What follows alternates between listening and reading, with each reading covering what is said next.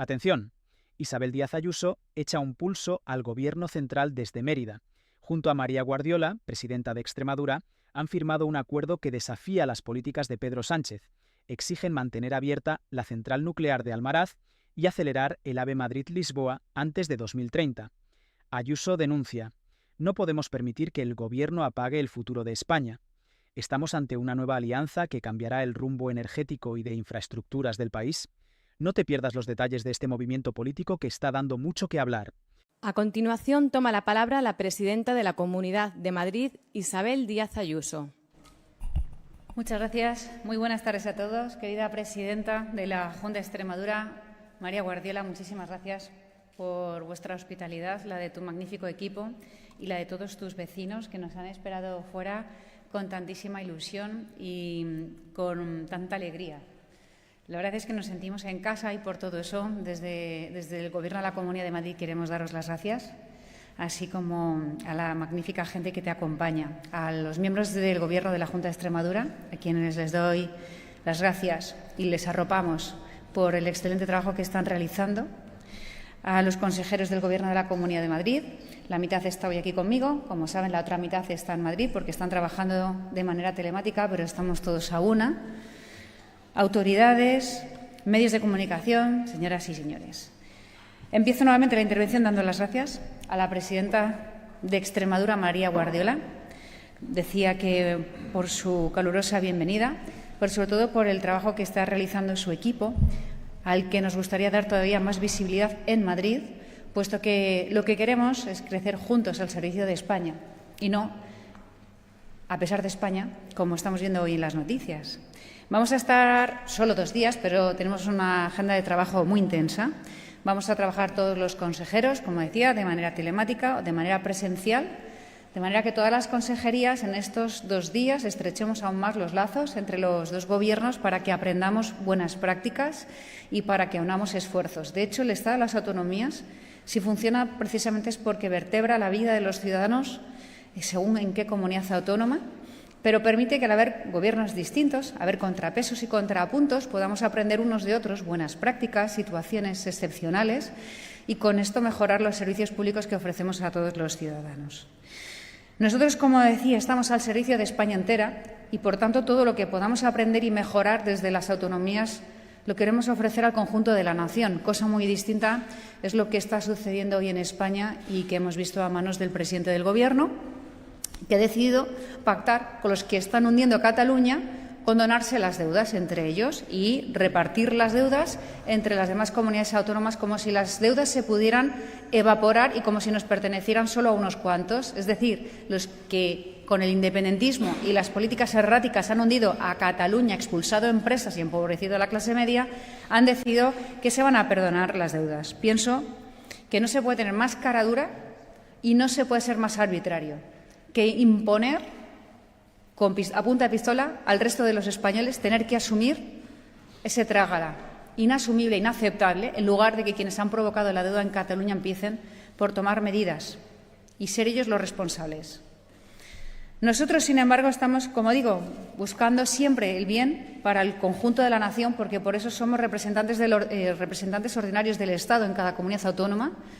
Eso significa que lo que pasa en Extremadura me incumbe a mí como madrileña y viceversa, que las cuestiones de los madrileños son también de Extremadura, que Madrid es de los extremeños, como de los murcianos es lo que sucede en Andalucía. Por eso somos una nación, porque lo de todos nos pertenece a todos y lo tenemos que decidir entre todos.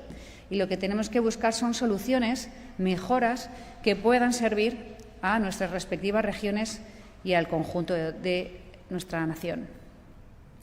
Esta firma que hemos hoy aquí cerrado significa acordar, avanzar en distintas políticas en materia nuclear, que es lo más importante de esta visita, por supuesto, en políticas sociales, sanitarias, ferroviarias, en todo aquello que redunde en la mejora de los servicios para los ciudadanos de las 2 regiones. Como comentaba la presidenta, hemos firmado esa declaración institucional para que la línea de alta velocidad Madrid-Lisboa sea una realidad y que esté en tiempo y forma al servicio de todos los ciudadanos, especialmente los extremeños, que después de tantos años, a lo mejor porque no importaban tanto en el cómputo nacionalista o porque ha sido una tierra de gente leal con España, no han estado nunca en la prioridad del Gobierno y hoy sus infraestructuras ferroviarias están altamente comprometidas. Por eso, además de poner los ojos en el AVE, lo estamos haciendo en la red ferroviaria en su conjunto, porque no hay derecho a que regiones españolas tan importantes como esta estén aisladas, ni esta ni ninguna. También estamos sobre esta declaración institucional con la que queremos trabajar para evitar el cierre de la central de Almaraz. Mañana estaremos en ella. Como saben, es un activo energético y económico decisivo para Extremadura, para Madrid, pero también para España entera. Estamos hablando de un papel estratégico, en nuestro caso, en la Comunidad de Madrid, recibiendo unos porcentajes de suministro eléctrico y energético fundamental. Hablamos del 15% de Almaraz, 25% en Trillo. Luego, nosotros lo que queremos es alertar del coste que supondría este cierre, que está estimado en 22.500 millones de euros. Ese cierre en toda España provocaría una pérdida de 30.000 empleos por todo el país, privando a pequeños municipios de incluso el 70% de sus ingresos. Habrá quien quiera que imitemos el fracaso alemán, cuando los gobiernos de Schröder y de Angela Merkel decidieron cerrar las centrales nucleares, pero esto se ha demostrado que es una catástrofe económica, política, estratégica. Provocó la dependencia alemana del gas ruso hasta el 55% a principios de 2022. Pero después llegó la invasión de Ucrania por parte de Putin, las revelaciones sobre otros compromisos profesionales de Schröder, el resto es historia, ya la conocemos. Pero la situación en España no es mucho mejor y, de hecho, la campaña trasnochada y sin rigor de algunos contra las centrales nucleares nos va a hacer todavía más rehenes de los combustibles fósiles y, sobre todo, del gas que nos vende la Rusia de Putin. Es decir, de todo el gas que importa España, el 21% es gas ruso y subiendo. Luego, esto es muy preocupante y aún más ante la actual situación internacional. Tampoco estaría de más, a lo mejor, recordar que fue el Partido Socialista el que llegó en 1982 haciendo campaña contra las nucleares y contra la OTAN. Y ahora Felipe González es uno de los mayores defensores de la energía nuclear por todo el mundo, en sintonía con su ministro Javier Solana, que fue secretario de la OTAN, o Jordi Sevilla, exministro con el presidente Zapatero, que estuvo al frente de Red Eléctrica hasta el año 2020 y ahora está en una cruzada por todos los medios de comunicación en defensa del mantenimiento de la energía nuclear. Digo yo que, por tanto, cuando todos lo vemos de una misma manera, será quizás porque vamos en el sentido correcto. No podemos esperar a que Sánchez y sus socios maduren, o que maduren demasiado, diría yo, pero sobre todo lo que no podemos esperar es tanto cinismo e ideología totalitaria y crear gratuitamente tanto daño a toda España. Creo que tenemos además un ejemplo clarísimo en la ministra Rivera. Nada más llegar a la Unión Europea ha aprobado soluciones nucleares, mientras siendo miembro del Gobierno de Pedro Sánchez nos las ha negado en España, especialmente a Extremadura y a Madrid. Y por eso nosotros exigimos, desde los dos Gobiernos, una política energética que esté apegada a la realidad, sin ideología, con rigor científico. Es lo único que se pide, rigor. Y que esté a la altura de los tiempos, que cuide verdaderamente del medio ambiente, de la industria, del empleo, de la autonomía energética de España, que no nos haga rehenes de potencias extranjeras y que no ponga a las empresas energéticas en el disparadero para luego usarlas de coartada, que es lo que se ha hecho, es lo que te dicen cuando las ponen por delante como escudos y dicen, no, si son las primeras ellas las que quieren cerrar. Si tú las arruinas a impuestos, evidentemente es más difícil, ¿no? Pero todos sabemos lo que está aquí ocurriendo. Y dentro de ese Plan Nacional Integrado de Energía y Clima, el Gobierno ha pergeñado un calendario de cierre de las nucleares. Almaraz es la primera. Ya veremos si hace lo mismo en Cataluña. Ya veremos, cosa que dudo. Sin embargo, hay que decir las cosas como son. Almaraz es una infraestructura esencial para garantizar la estabilidad del sistema eléctrico nacional y el desarrollo económico regional. Y por eso el cese de operaciones que se ha programado para 27 y 28 es una decisión que, si no se rectifica de manera inmediata, va a causar un daño irreversible y ya estamos en un punto de casi no retorno. porque España no cuenta con infraestructura tecnológica necesaria para reemplazar a la nuclear por otra de las que llaman verdes. Y quiero recordar que la energía nuclear ha sido así declarada por la propia Unión Europea en 2022.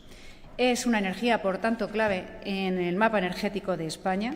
Evita la emisión de alrededor de 30 millones de toneladas de CO2 al año y también contribuye de manera decisiva a los objetivos de reducción de gases de efecto invernadero, a garantizar la estabilidad del suministro energético. Desde luego, España no está preparada para sustituir la energía nuclear, ni para el cierre de esta central. España no lo está. Y va a ser nefasto para la seguridad, por tanto, del suministro eléctrico y para el coste de la factura energética, que todavía va a empobrecer más a muchos madrileños, muchos extremeños y a muchos españoles. Hay ahora un estudio reciente de la consultora PricewaterhouseCoopers que alerta sobre el fin de la energía nuclear en España.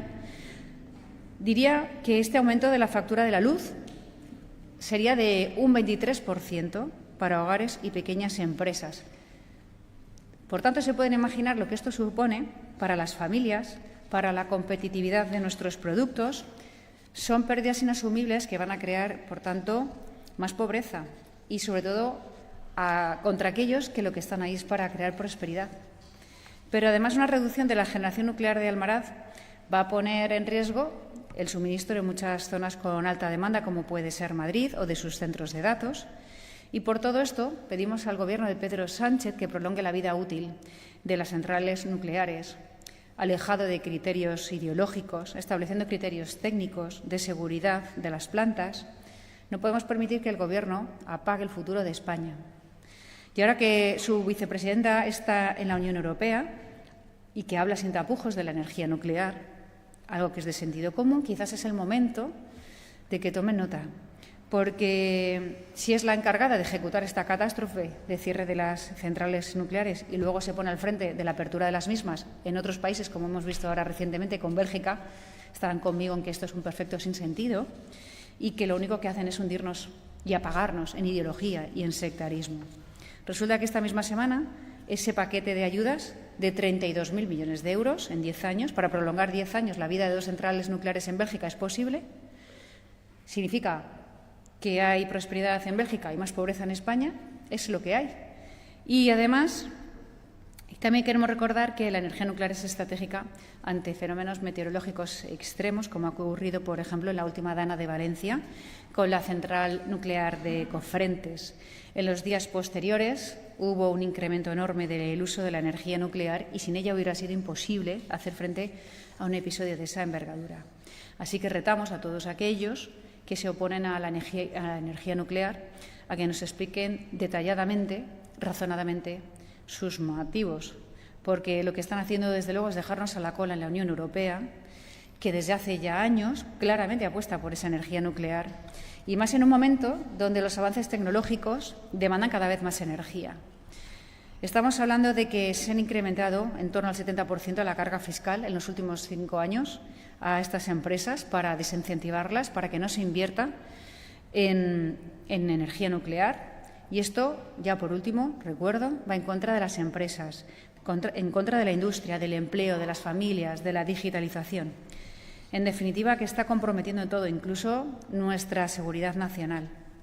Por otro lado, está el debate sobre los llamados SMR, los reactores, que son alternativas serias y sensatas.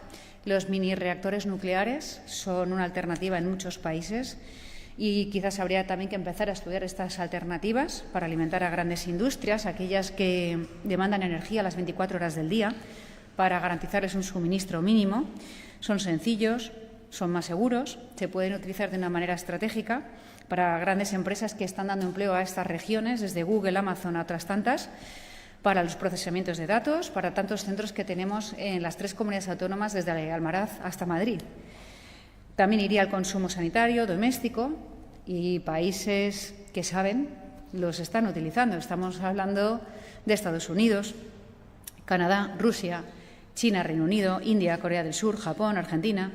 En definitiva, en todos estos países hay proyectos en marcha y deberíamos al menos estudiarlo, pero no dejar que el sectarismo comprometa el futuro de España con cerrazón y de esa manera insensata.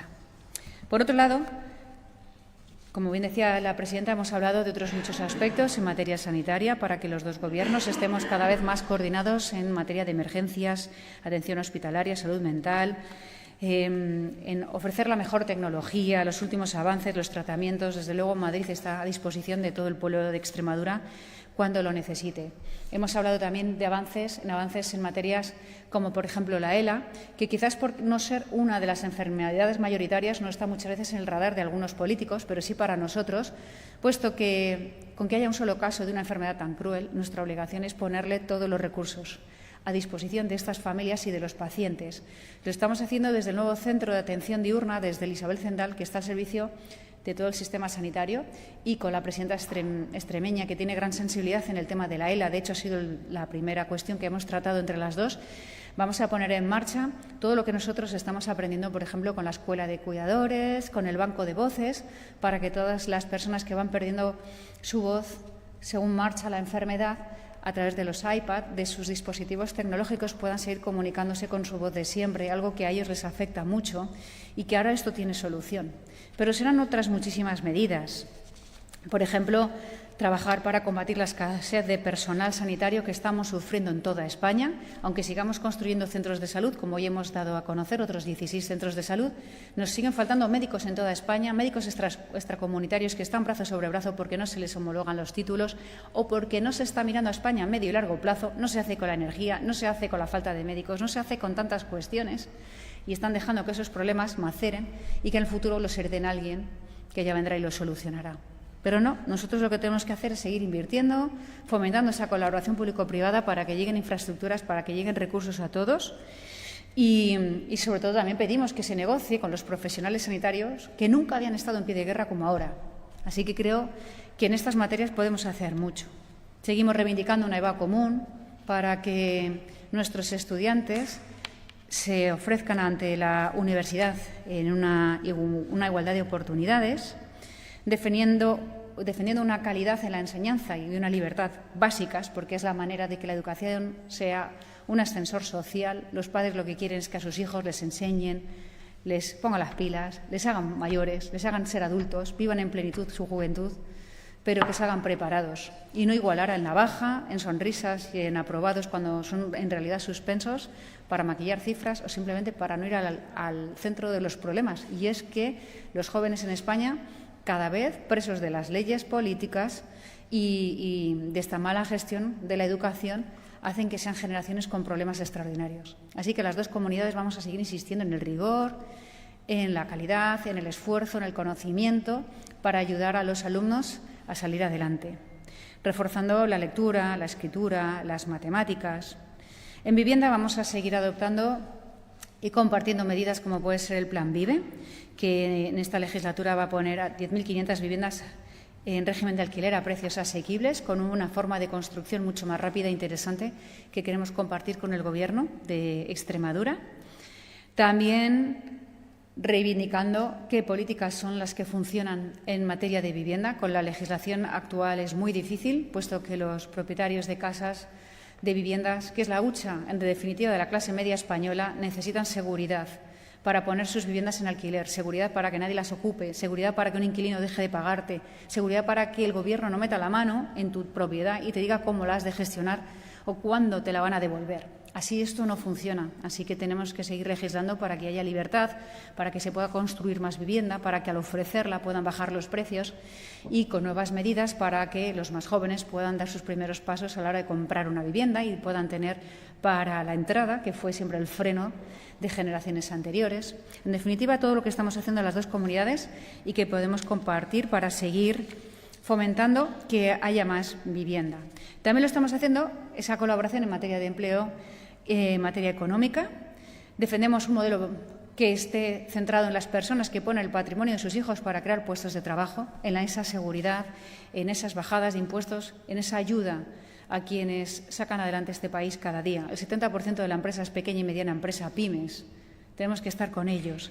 Y vamos a seguir trabajando en esta unidad de mercado que defendemos desde el Gobierno de la Comunidad de Madrid para que nos comportemos como una nación y no 17, de manera que los empresarios extremeños puedan operar en Madrid o los empresarios madrileños, cuando estén en Extremadura, puedan trabajar sin licencias extraordinarias, porque España está sumida en burocracia, en impuestos y en dificultades. De esta manera podremos ayudar a todos ellos a seguir emprendiendo en las dos regiones. Vamos a seguir por estas políticas. A nosotros en Madrid nos ha funcionado de una manera extraordinaria. En los años 80 éramos la cuarta economía de España y hoy somos la primera, y una región internacional, cada vez más internacional, y que abre sus ojos a ciudadanos de otros rincones que vienen a trabajar y a crear puestos de trabajo. Esto es también la esencia del Gobierno de Extremadura y por eso hemos encontrado tantas cuestiones en común que se han plasmado en estas firmas de hoy. También vamos a trabajar de manera conjunta por las gentes del campo, por la agricultura, por la ganadería, para seguir dando luz a nuestros productos agrícolas, a la denominación de origen, al relevo generacional para que el campo no muera, porque se va envejeciendo poco a poco, para seguir innovando y, sobre todo, rescatando y protegiendo el patrimonio natural y el cultural de las dos regiones, que no nos pertenece a nosotros, sino a las nuevas generaciones. Lo hemos legado de anteriores y ahora el futuro es que se lo dejemos en mejor estado a los que están por venir. Por eso vamos a seguir apostando sin ambajes por la tauromaquia, por el toro de lidia, por la caza, por la vida cotidiana de las gentes que cuidan de nuestra alimentación, de nuestras esencias, y demostrando que Madrid y Extremadura somos tradición y vanguardia. Y esto, claro que es posible, llevando conectividad, llevando servicios públicos para que crezcan los empleos y vuelva la vida a nuestros pequeños municipios. Seguiremos colaborando además y vamos a empezar a hacer nuevas medidas en medio ambiente, en digitalización, en materia de emergencias, fundamental, puesto que tenemos que compartir todos nuestros recursos cuando a algún ciudadano le haga falta algo extraordinario y no mirarnos entre nosotros como si fuéramos distintos países porque la burocracia manda o el terruño. Nada de esto. Vamos a seguir trabajando por los más vulnerables, especialmente por las personas que están en riesgo de exclusión, por el envejecimiento activo, protegiendo a la adolescencia, a la infancia, especialmente para protegerles de la exclusión, de la violencia. También vamos a activar actuaciones conjuntas para niñas, para mujeres que sean víctimas de cualquier tipo de violencia, especialmente la explotación sexual, o, por ejemplo, en políticas de inmigración para que sean efectivas y la inmigración esté relacionada con la integración y no como está dejando el Gobierno a las comunidades autónomas de una manera insensata, que simplemente mirar para otro lado y ni siquiera ocuparse de qué ciudadanos vienen a España, con qué situaciones detrás, cómo se pueden integrar. Simplemente son números, miran para otro lado y causan de esta manera un problema demográfico a España entera. Y no estamos, desde luego, por esa labor. También vamos a trabajar por la vida, por la maternidad, por la falta de niños que hay en España, que es un gran problema. Hemos puesto en marcha un programa de 80 medidas que estamos compartiendo con el Gobierno para que vean otras muchas para ayudar a las madres más jóvenes, a la conciliación y por tanto, la lucha por la maternidad, paternidad y la natalidad, que es otro de los grandes problemas que en España se han abandonado. Cada vez tenemos menos niños, estamos cada vez más envejecidos, más solos. La soledad es una gran pandemia que tenemos que combatir y que, además, un país sin hijos, sin niños, sin futuro, es un país que está abocado a perderse. También en la lucha contra las drogas, que es una batalla que tenemos en Madrid, sin ninguna duda. También en esa conexión ferroviaria por alta velocidad.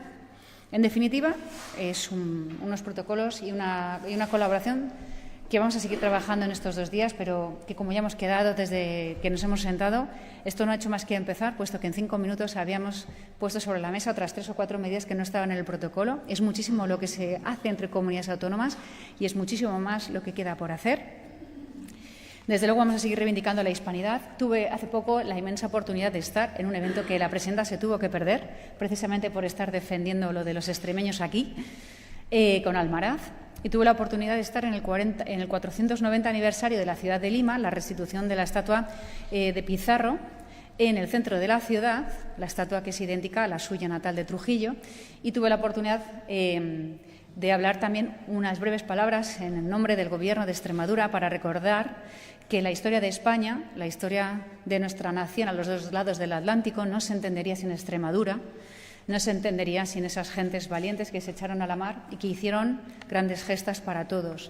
Esto lo reivindicamos allí, lo hacemos cada día también desde el Gobierno de la Comunidad de Madrid y sé que también desde Extremadura, y no cabe algo más bonito que saber que hoy nos unen 600 millones de almas con un mismo idioma y una forma parecida de ver la vida, tan alegre, tan mestiza, tan propia.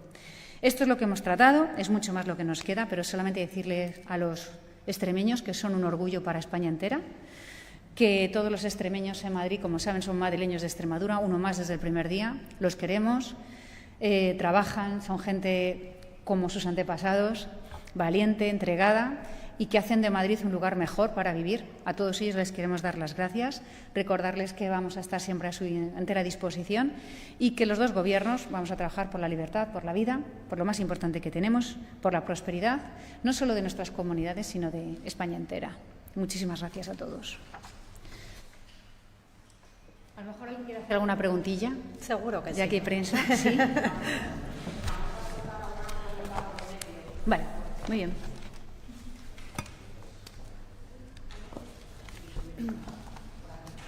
Buenos días. Una pregunta por medio. Vale.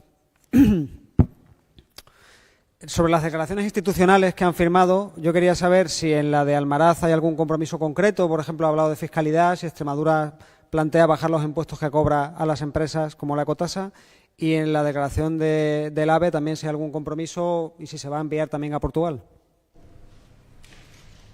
Sí, bueno, como has nombrado los impuestos de Extremadura, si le parece, respondo yo.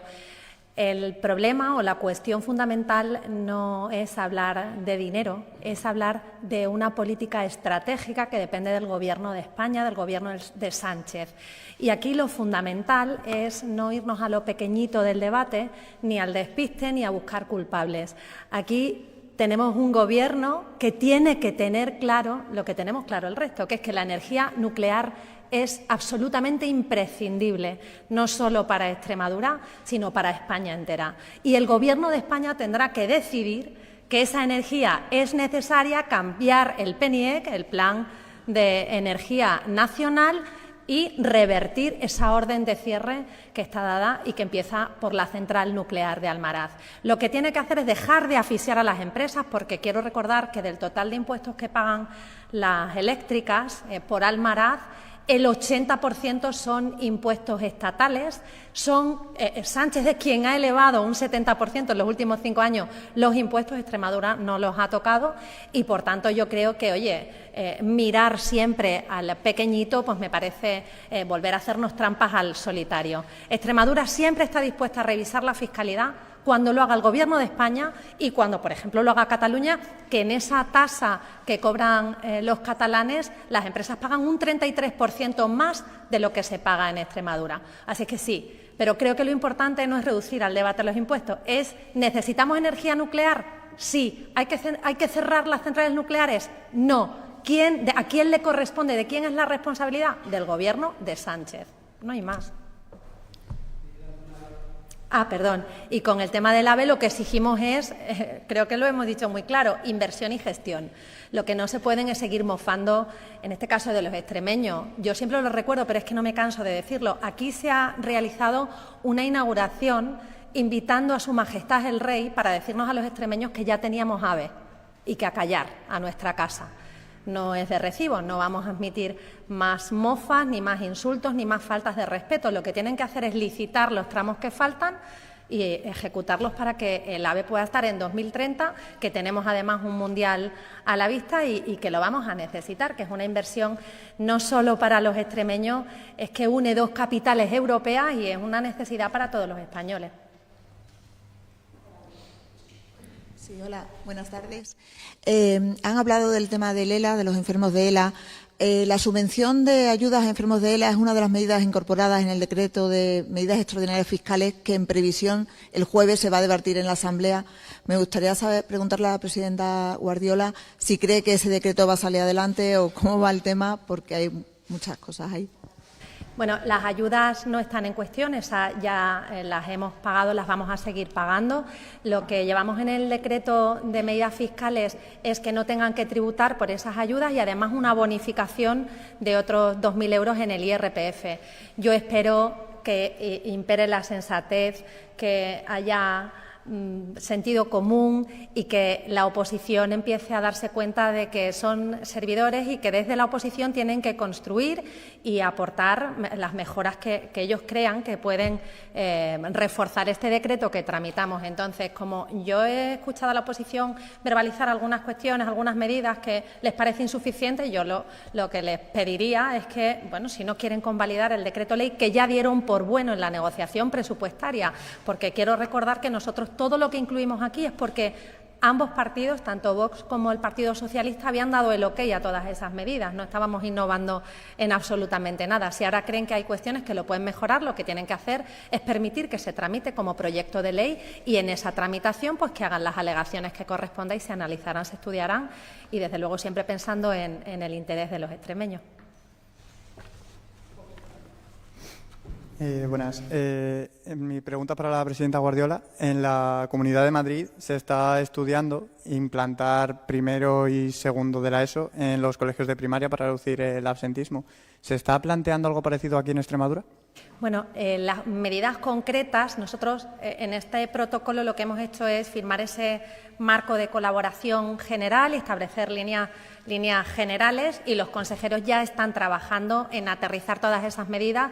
Vamos a estudiar muy detenidamente y, por supuesto, a copiar todo lo bueno, que es mucho, que hace la Comunidad de Madrid para aplicarlo en Extremadura y poder ser dentro de no mucho pues un referente como lo es Madrid. Madrid es el motor económico de España y nosotros pues aspiramos a jugar en la Liga de la Comunidad de Madrid, y todo lo que sea bueno y que se hace bien en Madrid, que como digo es prácticamente todo, pues en Extremadura también lo vamos a hacer. Pero no solo es por absentismo, es porque también lo que no queremos es que los niños de 11, 12 y 13 entren en el mundo más adulto de los adolescentes, en unas etapas decisivas para su desarrollo personal.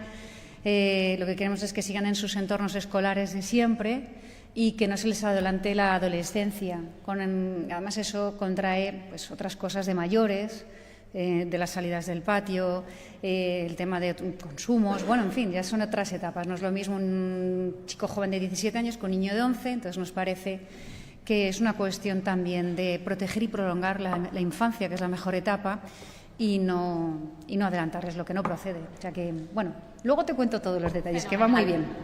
Sí, que ya hay muchos colegios que se han acogido.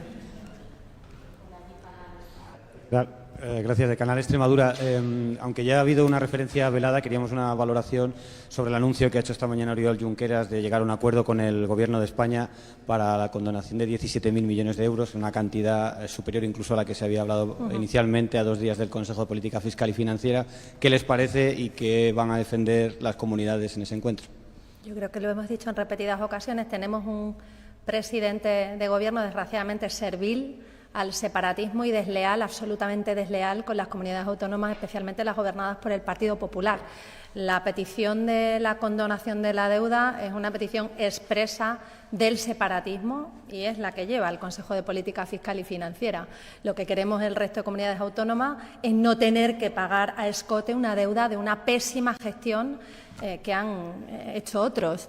Por tanto, lo que tenemos que hacer es hablar de la reforma del sistema de financiación, que está caduco, y lo que queremos y exigimos es que se nos haga caso con esto. Igual que se retiró el informe porque la mayoría de comunidades autónomas no estaban de acuerdo con él, lo que queremos es que pongan encima de la mesa una propuesta de reforma del sistema de financiación. No queremos hablar de la condonación de deudas, eso quiere hablar el separatismo y no lo compartimos. Y es curioso que Esquerra, que la izquierda en Cataluña, junto con el nacionalismo, hayan situado a Cataluña en la situación que se encuentra en estos momentos de hundimiento empresarial, subidas masivas de impuestos, mientras están utilizando el dinero de todos los españoles para fabricar una nación paralegal, expulsando a técnicos de Hacienda, fabricando caja propia, embajadas, etcétera. O sea, han montado todo ese dispendio a costa del erario de todos los españoles. Y ahora tenemos que poner otro dinero más para seguir inflando la legislatura. Hombre, esto no es de recibo. El resto de España no puede seguir asumiendo la factura nacionalista. Si no os da el dinero, bajad impuestos, ayudar a los catalanes a crear puestos de trabajo como hacemos en otros lugares, pero no nos arrastren, que no nos arrastren a esto. Y esto de condonarnos las deudas unos a otros es como si esto se evaporara. ¿Y quién las paga? Nada, ahora yo te doy esta deuda, te la quedas tú, esta te la condono yo a ti. ¿Y quién va a pagar estas deudas? Pues las nuevas generaciones, que van a heredar ya estamos en una deuda de más de 1,6 billones con B de euros que está dejando este Gobierno de factura a las nuevas generaciones. Lo van a pagar ellos y van a tener que verse hipotecados en decisiones que no han elegido ninguna urna para pagar tanto destrozo, tanto deterioro. Es impunidad y arbitrariedad. Esto es, y además, una ruptura total del Estado de Derecho, claro. ¿Qué tal? Muy buenas. Pregunta para la presidenta de la Comunidad de Madrid, para la señora Díaz Ayuso. Esta mañana tenía cita judicial el señor González Amador. Finalmente ha decidido acogerse a su derecho a no declarar. ¿Qué opina? Bueno, me ha gustado verle entrar por la puerta y no por el garaje como hacen los presuntos delincuentes y los familiares de políticos, de según qué políticos.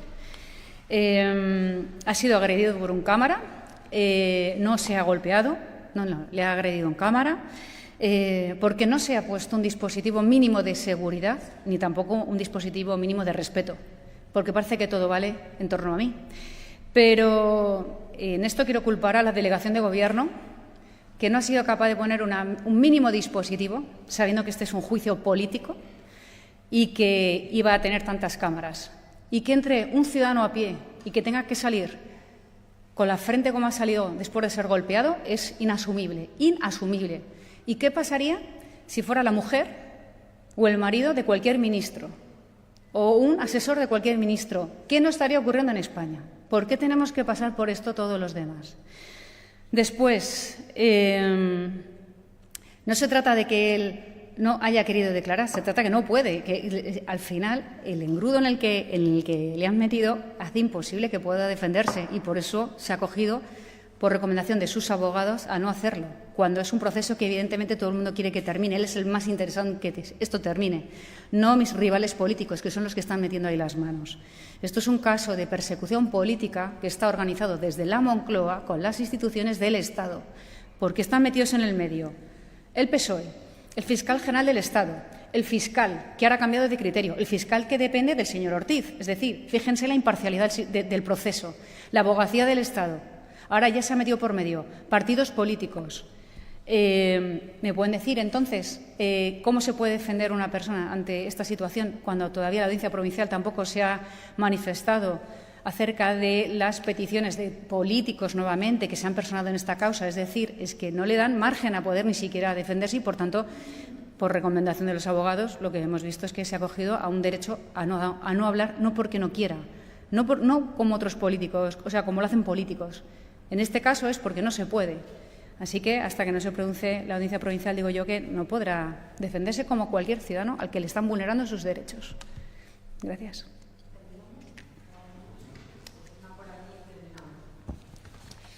Hola, muy buenas tardes. Para la presidenta de la Comunidad de Madrid.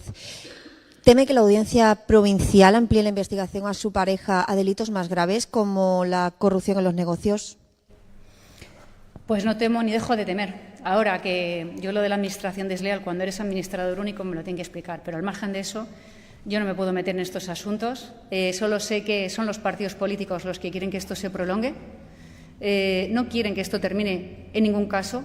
Una inspección de Hacienda que, como mucho, tendría que haber acabado como mucho en multa, ha llegado a caso de Estado hasta el punto de que, muy probablemente, el propio fiscal general del Estado, que hoy está investigado, y unos cuantos con él, incluso se ha condenado. Fíjense la gravedad de la situación.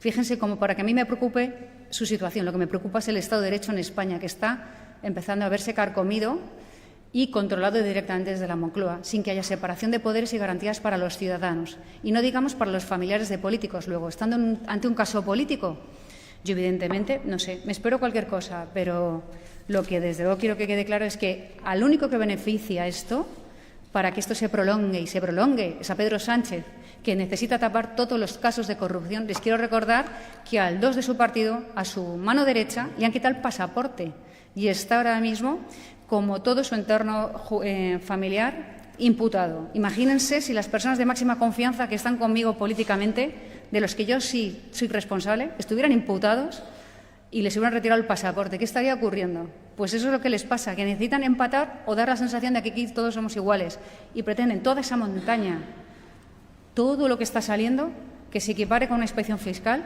que de no ser mi pareja, esto no hubiera sido ni siquiera algo que hubiera pasado de Hacienda.